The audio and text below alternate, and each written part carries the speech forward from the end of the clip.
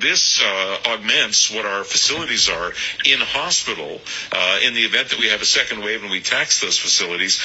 Where is it and how does it work? Well, most people know about acute care, the acute care hospitals.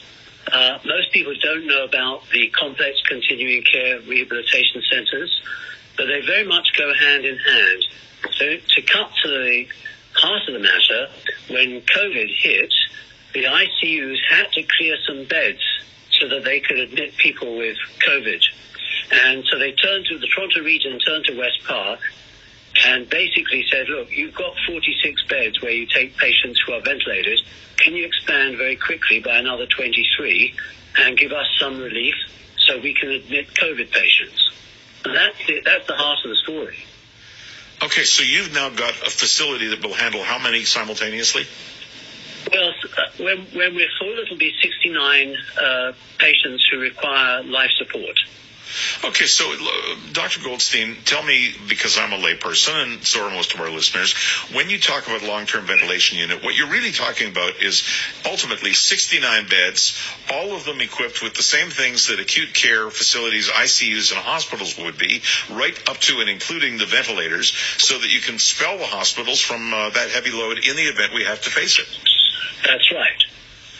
Okay, so if that's the case, and this is important, and obviously it is because you've got the resources to have done it, should we be looking at more of this in the area?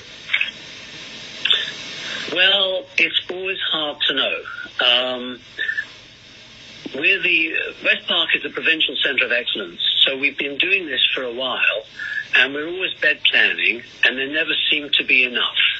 But exactly how many we need is a little unclear. So we extended the program not just to keep these individuals in hospital, but to train them and their caregivers to return to the community. So we've got about 150 people who we follow who are in the community. And I suspect some of these new admissions we'll be able to get home as well. Now, they're different than the ventilation-equipped beds in the hospitals in the sense that hospitals are not really meant to accommodate long-term, but this is long-term, and it's West Park coupled with Michael Garron and Toronto Grace. Am I right? That's right. We coordinate the three sites. We have a sort of a database in real time. We're linked to the various ICUs. They input who's there and what they need, and we essentially allocate to which of the three hospitals patient would be best suited. Let me tell you something, Dr. Goldstein. Just Shurman to Goldstein. I hope not one of your beds is ever needed. I'm with you on that, Goldstein. Yeah.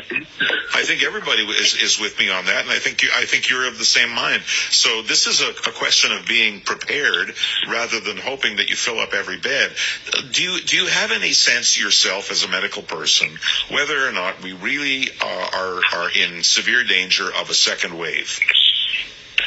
Well, I think if you look at the other countries across the world, the key here is to open in stages and to measure the outcome, not just open the bars or open the beaches. And I think Canada, Ontario, Toronto, they've been very careful, and appropriately so. So we might be able to avoid the worst of what's being called a second wave just by being a little bit more cautious in terms of hand washing, masking, and distancing.